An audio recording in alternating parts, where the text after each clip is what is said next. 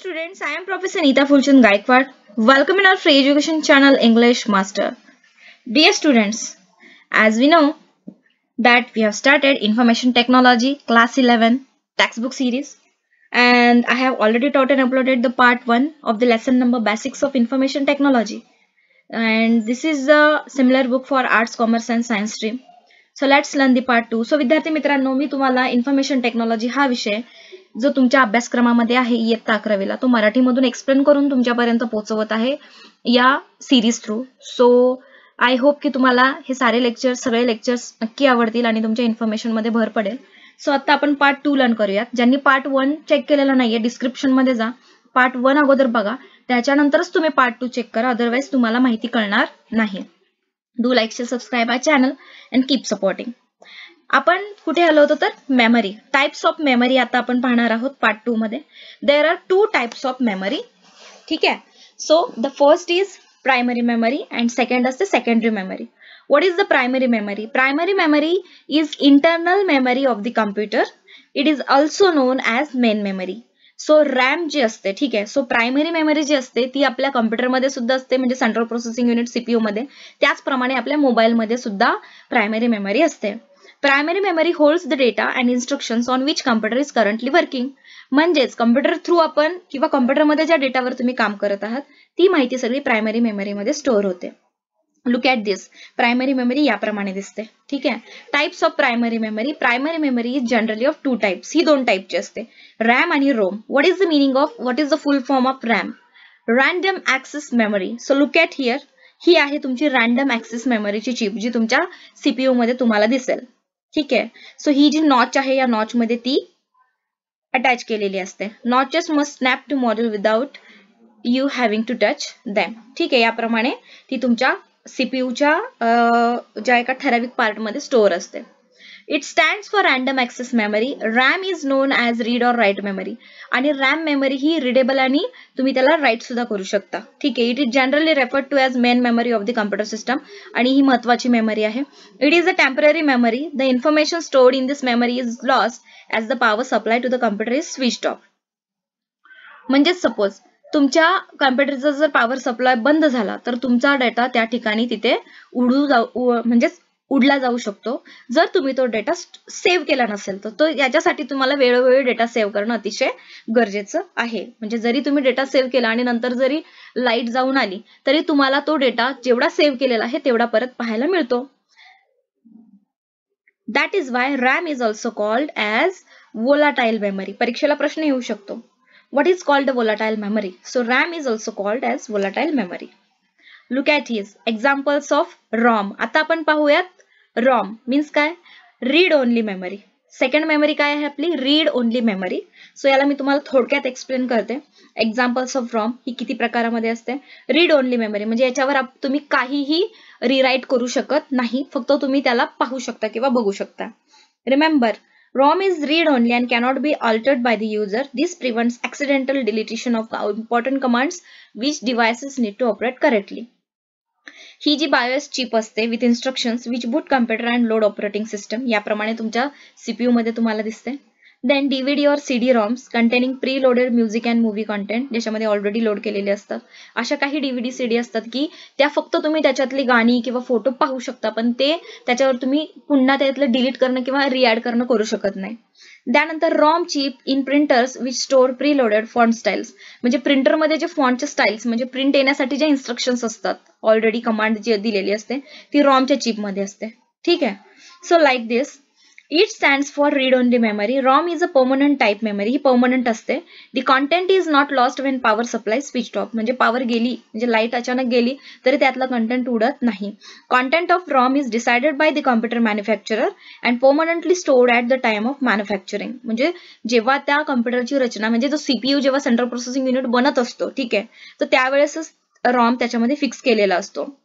आणि त्याचा जो एक आपण असं म्हणूयात की रॉमची जी पूर्ण सेटिंग आहे ती ऑलरेडी परमनंट स्वरूपामध्ये केलेली असते. ROM cannot be overwritten by the computer.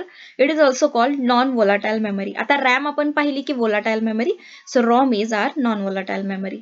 Number 2, secondary memory. It is an external memory of the computer. It is used to store the huge amount of different programs and information. म्हणजे मोठ्या प्रमाणातली जी माहिती आहे ती store करण्यासाठी secondary memory वापरली जाते. The secondary storage devices आहेत, जसं तुम्हाला माहिती असेल की मॅग्नेटिक हार्ड डिस्क असतात, मॅग्नेटिक टेप्स असतात, पेन ड्राईव्ह, फ्लॅश मेमरी असते, ऑप्टिकल डिस्क मध्ये सीडी किंवा डीव्हीडी आणि एसएसडी एक्सेट्रा. आता एसएसडी आपल्या मोबाईल मध्ये सुद्धा तुम्हाला पाहायला मिळतो, एसएसडीचा एक ऑप्शन असतो, राईट. सो हे जे सगळे आहेत याला आपण म्हणतो सेकंडरी मेमरी. Output unit. आता आउटपुट युनिट म्हणजे काय, आपण इनपुट युनिट पाहिले, आता आउटपुट म्हणजे माहिती बाहेर ज्याच्यातून आपल्याला दिसते, ठीक आहे. The third and final component of a computer system is the output unit. म्हणजे तिसरा महत्वाचा भाग आहे आउटपुट युनिट कम्प्युटरचा. After processing of data it is converted into a format which human can understand.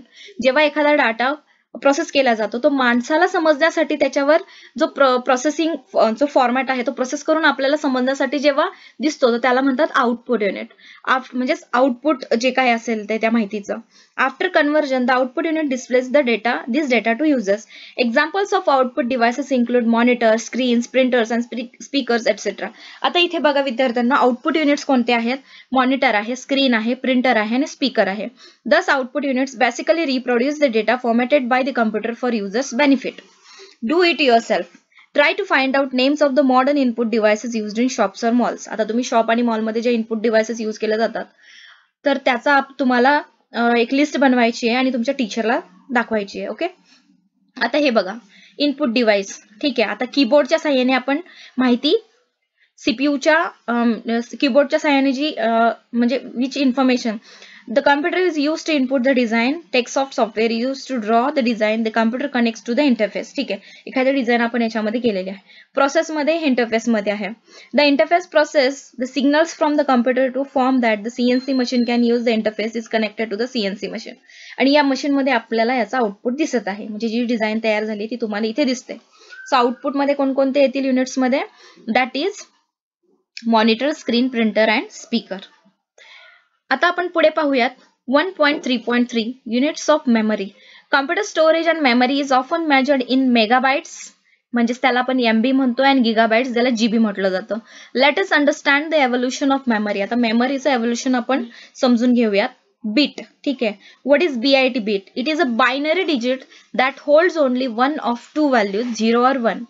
Bit म्हणजेच काय की बायनरी डिजिट, ठीक आहे. It is a binary digit that holds only one of two value, म्हणजे 0 किंवा 1 ची value याच्यामध्ये स्टोअर असते. That is different units of memory दिलेला आहे. डेटा मेजरमेंट बीट, याची साईज असते सिंगल बायनरी डिजिट म्हणजे 1 और 0.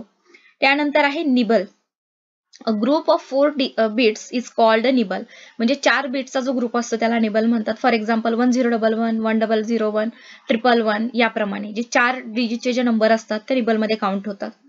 आता आपण बघूयात बाईट, म्हणजे 1 byte is equal to 8 bits, ठीक आहे. आता बीट आपल्याला कळाले 0 और 1.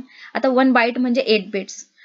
Byte, a group of 8 bits is called a byte. A byte is the smallest unit. Okay, BYT, byte is the smallest unit which can represent a data item or a character. For example, याप्रमाणे तो असतो. So 1 byte is equal to 8 bits.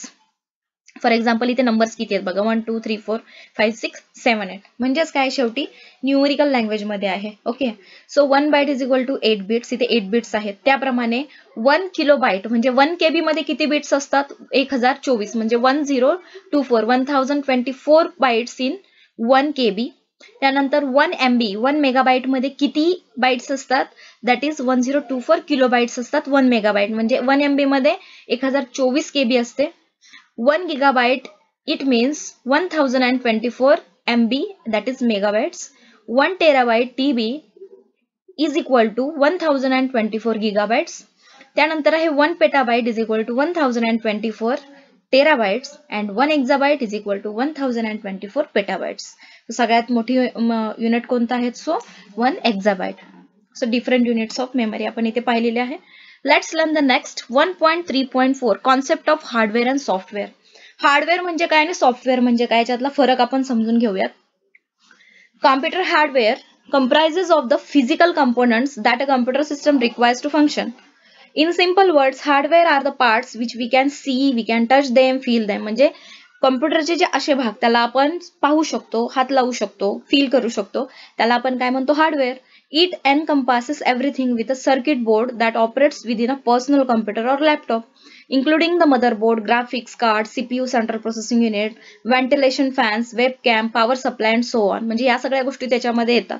Hardware मध्ये कोणकोणत्या गोष्टी याला CPU आहे, नंतर webcam आहे, ओके, और तुम्ही म्हणू शकता की तुमचा माऊस आहे, ओके, प्रिंटर आहे, स्पीकर्स आहेत, पेन ड्राईव्ह आहे.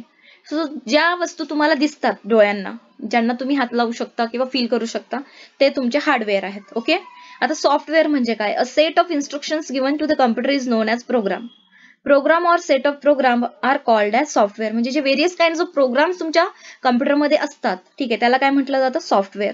दिस help us to interact with the computer in order to perform a particular task. Software is a generic term use to describe computer program. हे लक्षात ठेवा, software is a generic term use to describe computer programme.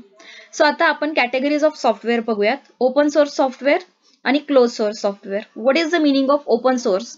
It refers to the software which releases code in public domain for anyone to use. म्हणजे for example, आता एक website आहे www.google.com. तर google.com जोपर्यंत तुम्ही हा जो टाईप आहे, ठीक आहे, हा जो ऍड्रेस आहे, तो तुम्ही इंटरनेटला जोपर्यंत टाईप करत नाही तोपर्यंत तुम्हाला गुगलचं वेब पेज दिसणार नाही. The source code can be copied, modified or distributed by other users and organizations as the software is open to the public. Software लोकांसाठी open आहे. The result is that it constantly updates, improves and expands as more people can work on its improvements. म्हणजे त्याच्यावर एक team असते काम करणारी, वेगवेगळे softwares बनवणं, त्यांना डेव्हलप करणं, त्यालाच आपण सॉफ्टवेअर इंजिनियर असं म्हणतो. ज्या इंजिनियरचं म्हणजे आपण असं म्हणू की स्टडी जो असतो तो फक्त सॉफ्टवेअर रिलेटेडच झालेला असतो. Many states are following FOSS policy, means free open source software policy बऱ्याच राज्यांमध्ये लागू केलेली आहे. And it enable them to save some million of rupees each year in licensing cost. आणि त्याच्यामुळे त्यांचे करोडो रुपयांची बचत होते.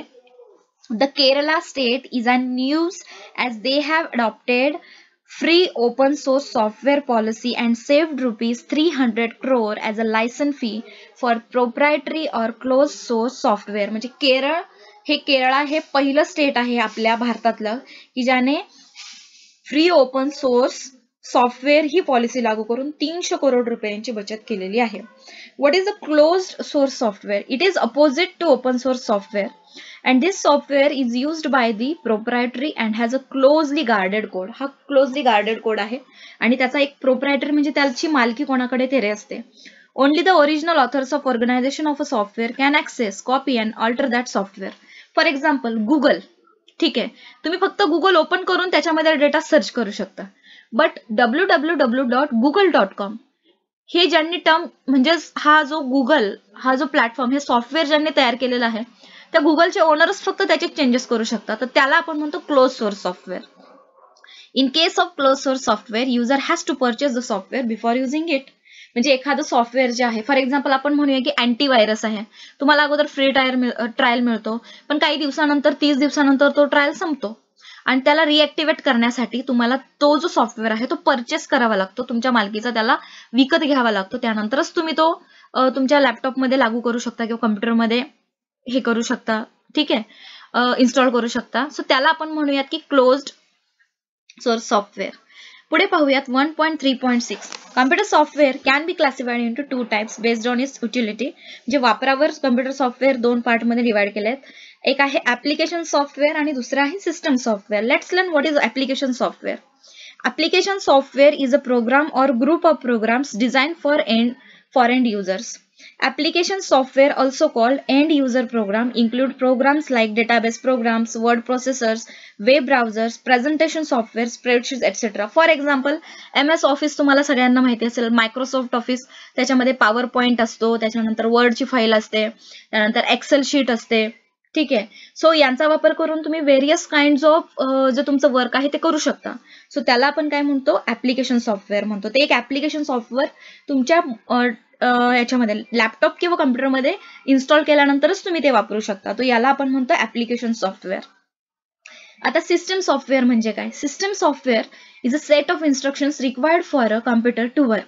सिस्टम सॉफ्टवेअर म्हणजे असा सेट असतो इन्फॉर्मेशनचा जो कॉम्प्युटरला काम करण्यासाठी त्याची गरज. For example, Linux operating system is a program that allow different applications and various components of hardware such as monitor, printer, mouse, keyboard, etc. to communicate with each other. आता system सॉफ्टवेअरचे बरेचसे प्रकार आहेत students. Let's understand more about an operating system. म्हणजे ते तुम्हाला मी डिटेलमध्ये explain करते. A computer would not be able to function correctly without an operating system. म्हणजे कॉम्प्युटर ऑपरेटिंग सिस्टम शिवाय व्यवस्थित काम करू शकत नाही. Number 2, an operating system is a software program that empowers the computer hardware to communicate and operate with the computer software. Operating system मुळेच hardware जे आहे, ठीक आहे, सॉफ्टवेअर प्रोग्राम जो आहे तो हार्डवेअरशी कम्युनिकेट करून त्याच्यावर तो डेटा प्रोसेस होऊ शकतो. Number 3, the operating system boots up the computer and makes sure that everything is operational. आणि प्रत्येक जो डेटा आपण त्या लॅपटॉप किंवा पीसी मध्ये ज्या कम्प्युटरमध्ये असतो त्याला ऑपरेट करण्याचं काम ऑपरेटिंग सिस्टम थ्रू केलं जातं. Number 4, the operating system is also what runs the cell phone and most of the electronic devices. आणि ऑपरेटिंग सिस्टम आता तुम्हाला जे स्मार्टफोन्स आहेत किंवा जे इलेक्ट्रॉनिक डिव्हाइसेस आहेत त्याच्यामध्ये सुद्धा तुम्हाला पाहायला मिळतं. The operating systems usually come preloaded on any computer, tablet, laptop और सेल फोन. ठीक आहे, म्हणजे सेल फोन असेल, टॅबलेट असतील, लॅपटॉप असेल, कम्प्युटर, याच्यामध्ये प्रीलोडेड ऑपरेटिंग सिस्टम असतं. तुमच्या मोबाईलचं ऑपरेटिंग सिस्टम कोणतं आहे हे तुम्हाला कुठे पाहायला मिळेल की त्या मोबाईलच्या पाठीमागे एक इन्फॉर्मेशन असते बारकोड सारखी, त्यामध्ये किंवा तुमच्या मोबाईलचा जो इन्फॉर्मेशन आहे त्याच्यामध्ये तुम्ही जाऊन चेक करा, तुम्हाला तिथे कळेल की त्याचं ऑपरेटिंग सिस्टम काय आहे. Most people use the operating system that comes with their devices default. म्हणजेच बहुतांश लोक काय करतात की ऑलरेडी इन्स्टॉल ऑपरेटिंग सिस्टम वापरतात. It is necessary to use license operating system and not a copied or a pirated one.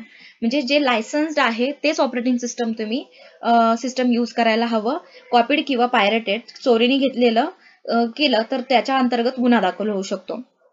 There are many open source operating system available on the web which are free downloadable. असे बरेचसे operating system आहेत की जे free मध्ये download आपण करू शकतो. It is advisable to use those OS instead of pirated ones. Refer page 61, software piracy. आता आपण सॉफ्टवेअर पायरसी पण पुढे बघणार आहोत. Do it yourself. List out the open source and closed source software. हे तुम्हाला तुमचा होमवर्क आहे असं समजा. नेक्स्ट पाहूयात 1.3.7 operating system for personal computer. Personal computer म्हणजेच तुमचा लॅपटॉप असेल, कॉम्प्युटर असेल, त्याच्यासाठी जे ऑपरेटिंग सिस्टम आहेत व्हेरियस आहेत. तर त्यातले बरेचसे ऑपरेटिंग सिस्टम आता इथे आलेले आहेत. पहिला आहे DOS, म्हणजेच काय याचा long form, disk operating system.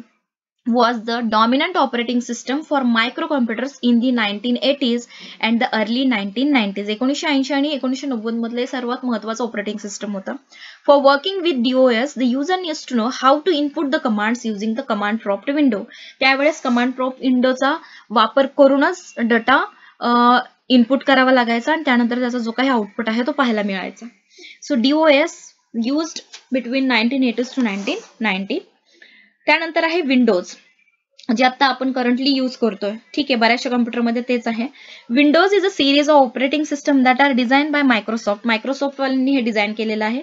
The first 2 versions of the Windows operating system introduced in 1985 and 1987 respectively were primitive. Windows is the most commonly used operating system. म्हणजे बहुतांश वापर हा विंडोज ऑपरेटिंग सिस्टमचा होतो आणि हे कधी इंट्रोड्यूस करण्यात आलं 1985 आणि 1987 मध्ये. त्यानंतर आहे मॅक ओएस. ठीक आहे, ऍपलचे जे लॅपटॉप्स असतात, ऍपलचे जे कॉम्प्युटर्स आहेत किंवा ऍपलचे जे मोबाईल आहेत, ठीक आहे स्टुडंट्स, त्याच्यामध्ये आपल्याला Apple corporations register operating system is called Mac OS. So त्याला काय म्हटलं जातं, Mac OS operating system, Mac operating system असं. Okay. Chrome OS. Chrome OS is an open source operating system Google to create a better computing experience for people who spend most of their time on the web. म्हणजे गुगलद्वारे हे तयार करण्यात आलेलं एक operating system आहे Chrome. ठीक आहे, म्हणजे इंटरनेट एक्सप्लोरर असेल, क्रोम असेल, मायक्रो, अजून बरेचसे आपले आहेत ऑपरेटिंग सिस्टम. ठीक आहे. सो क्रोमचा वापर तुम्ही कशासाठी करू शकता, ऑनलाईन म्हणजे इन्फॉर्मेशन जी आहे इंटरनेटचा वापर करून इन्फॉर्मेशन चेक करण्यासाठी, सर्च करण्यासाठी तुम्ही करू शकता आणि हे गुगलद्वारे तयार करण्यात आलेलं आहे. ओके, हे ओपन सोर्स ऑपरेटिंग सिस्टम आहे Chrome. UNIX was trademarked in 1969 by a group of AT&T employees at Bell Labs as a multitasking and multi-user computer operating system. Multitasking and multi-user operating system म्हणून Unix वापरलं जातं आणि हे AT&T जे employees आहेत, ठीक आहे. सो त्यांनी इंट्रोड्यूस केलं होतं 1969 मध्ये. Linux is an open source portable multi-user. Multiple users can access system resources like memory, RAM, application programs at the same time. म्हणजे खूप सारी लोक एकाच टाइमला एकाच सॉफ्टवेअर जर काम करायचं असेल, सो लिनक्स जे आहे ते open source open source operating system तिथे वापरलं जातं. मल्टी प्रोग्रामिंग असेल operating system. It is a very similar to other operating system such as Windows and source code is available to the public. आता आपण पाहूया 1.3.8 operating systems for mobile phones. आता सगळ्यांकडे तर मोबाईल आहेतच, तर बघूयात की कोणाच्या मोबाईलमध्ये कोणतं ऑपरेटिंग सिस्टम आहे. तुम्ही जरूर चेक करा. There are many different operating systems for mobile phones and devices. These are Android mobile असतात, कोणाचा आशाचा आहे, कोणाचा ब्लॅकबेरीचा आहे, iOS आहे, विंडोज फोन एटसेट्रा. आता अँड्रॉइड बघूयात. Android is a free and open source operating system provided by Google. It is most popular operating system amongst all other operating system. म्हणजे सगळ्यात जास्त वापरलं जाणारं जे ऑपरेटिंग सिस्टम आहे ते Android and it has been introduced by or provided by Google. Asha is used by Nokia phones. This is close source operating system. हे close source operating system आहे, त्याचा फक्त अधिकार नोकिया फोन्स म्हणजेच आशा हे जे ऑपरेटिंग सिस्टम नोकियाच्या जे मोबाईल्स आहेत त्याच्यामध्ये तुम्हाला मिळेल पाहायला.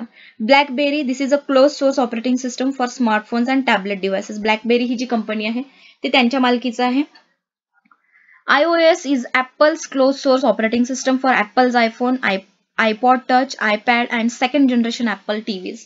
ऍपलचे टीव्ही असतील, मोबाईल असतील, ठीक आहे, किंवा जे टचपॅड आहेत, आयपॅड आहेत, याच्यामध्ये हे iOS ऑपरेटिंग सिस्टम म्हणजे हे क्लोज्ड सोर्स ऑपरेटिंग सिस्टम आहे, त्यांच्या मालकीचं आहे. Windows phone is develop by Microsoft as a close source operating system for mobile phones. Windows phone Microsoft वाल्यांच्या मालकीचा आहे. इंट्रोडक्शन टू आता पाहूयात 1.4. Introduction to GNU or Linux. GNU not Unix. Okay, GNU or Linux is a family of operating systems that are created by various companies, organizations and individuals. म्हणजे बऱ्याचशा कंपन्या असतील, संस्था असतील, लोक असतील, त्यांनी याचे वर्षे ऑपरेटिंग सिस्टम आहे ते क्रिएट केले. That is it is created by using free software philosophies.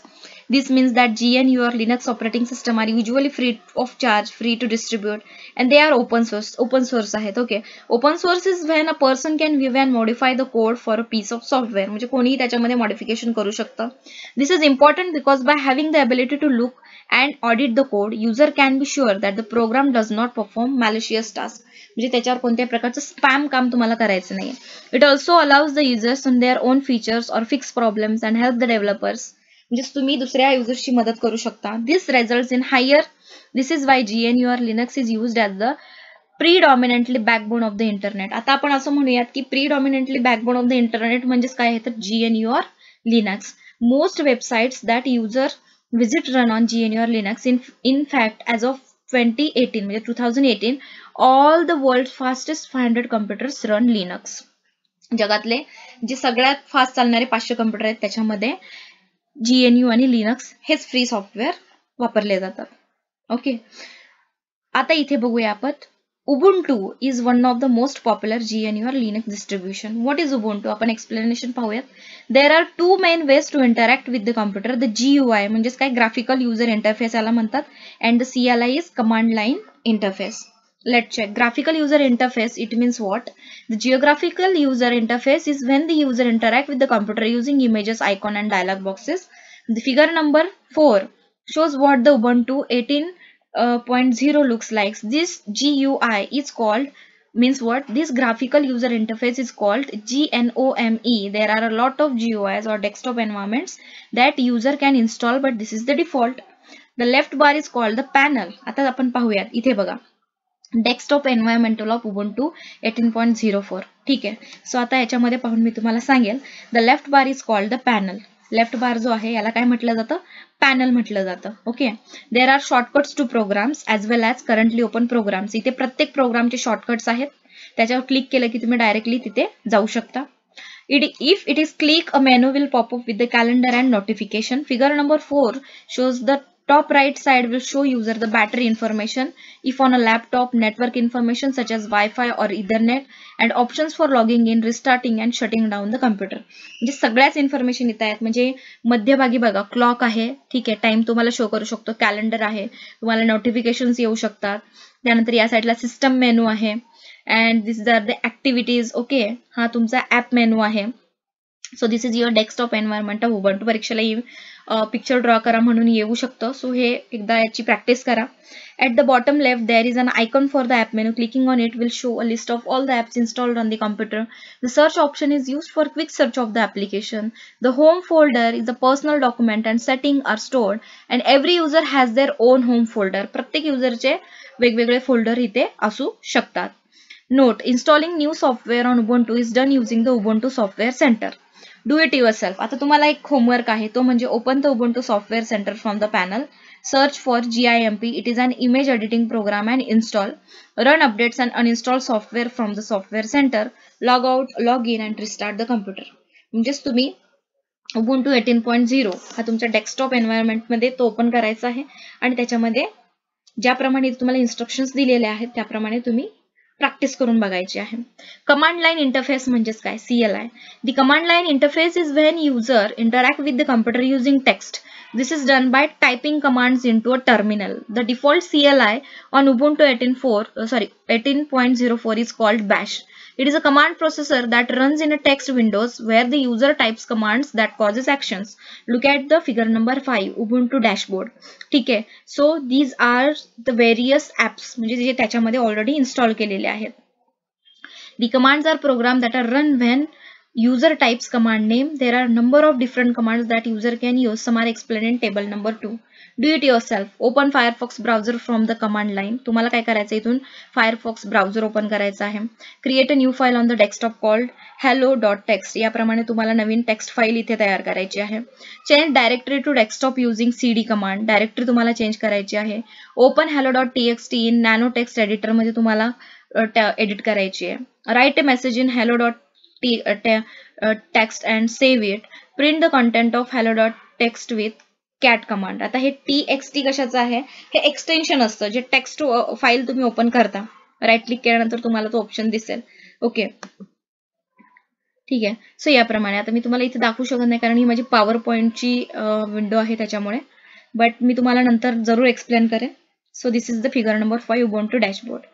आणि फाईल एक्सप्लोरर सॉफ्टवेअर सेंटर म्हणजे व्हेरियस फाईल ज्या तुमच्या फोल्डरमध्ये सेव्ह झालेल्या आहेत, कम्प्युटरमध्ये सेव्ह झालेल्या आहेत. म्हणजेच बघा की बुक, डेस्कटॉप, डॉक्युमेंट जे तुम्ही सेव्ह करता ते इथे येतात. डाउनलोड तुम्ही ज्या फाईल करता, म्युझिक तुमच्या लॅपटॉपमध्ये जे आहे ते इथे तुम्हाला दिसेल कम्प्युटरमध्ये. Various photos, pictures, public data तुम्हाला याच्यामध्ये दिसेल. टेम्पलेट्स जे असतात, videos, examples, there are different kinds of folder in this. So command short description, uses, example and detail description. So ls list direction, ls ही जी कमांड आहे याचं म्हणणं, याचा शॉर्ट डिस्क्रिप्शन आहे list directories. Uses, example ls list directories prints the list of directories in the current one. ठीक आहे. pwd म्हणजे प्रिंट वर्किंग डायरेक्टरी ही कमांड आहे. pwd ने काय करू शकतो? प्रिंट म्हणजे जे प्रिंट वर्किंग डायरेक्टरी म्हणजे त्या डायरेक्टरी मधलं जे काम आहे ते प्रिंट करू शकता. whoami who am I. Okay, who am I prints the name of the current user on terminal. त्यानंतर आहे लिस्ट CPU. ठीक आहे. लिस्ट CPU याला आपण म्हणू शकतो की ls CPU. लिस्ट ls चा short form ls CPU, list CPU. List CPU prints information about your CPU on terminal. touch file name.txt. touch create a new file म्हणजे याने तुम्ही नवीन फाईल तयार करू शकता या कमांडने. cd ही कमांड दिल्यानंतर तुम्ही चेंज डायरेक्टरी करू शकता. cd डाउनलोड्स म्हणजे change directory control goes to a different directory. Nano is a text editor. Okay, nano file नेम.txt याप्रमाणे तुम्ही यूज करू शकता. Nano is an text editor. This commands will open the file name.txt or create if it doesn't exist. You can type text in nano and when you are done you can press Ctrl+O तुम्हाला press करायचं आहे आणि त्यानंतर enter की press करायची आहे आणि मग तुम्ही सेव्ह करा. And Ctrl+X followed by enter to exit nano. म्हणजेच Ctrl+O आणि एंटर केल्यानंतर तुम्ही सेव्ह करता आणि Ctrl+X एंटर केल्यानंतर तुम्ही त्याच्यातून बाहेर पडू शकता. cat means what? Concatenate. cat file1.txt, file2.txt. Concatenate means prints the content of the files listed on the screen. echo, a built-in command. He echo he built-in command आहे. तुम्ही कशी टाइप करायची? echo dash dash help used to display a line of text or string that are passed as an argument. Clear करण्यासाठी to clear the command prompt. Okay, I hope की हे lecture थोडं लेंदी झालंय, but हा मी 4 part मध्ये divide करून सुद्धा lecture थोडे लेंदी होते. तर याच्यावरून तुम्ही समजून घ्या की प्रत्येक लेसन तुमच्यासाठी किती महत्वाचं आहे आणि इम्पॉर्टंट आहे समजून घेणं. Because the information which you are learning in this class 11 year, that is very important and helpful to you in your future. Okay, so तुम्हाला फ्युचर मध्ये जर कुठला बिझनेस करायचा असेल, स्वतःचं काही एक एम असेल, तुम्हाला IT फील्ड मध्ये करिअर करायचं असेल, तुम्हाला या गोष्टी माहिती असणं फार गरजेचं आहे. सो लवकरच भेटूयात पार्ट 3 मध्ये. सो पार्ट 1 तुम्ही डिस्क्रिप्शन मध्ये दिलेला आहे, तो अगोदर लर्न करा. Then you can go through the part 2 and then will I am going to upload the part 3 as soon as possible. So let's check it. Do like, share, subscribe, keep supporting. Thank you so much. Take care and bye bye.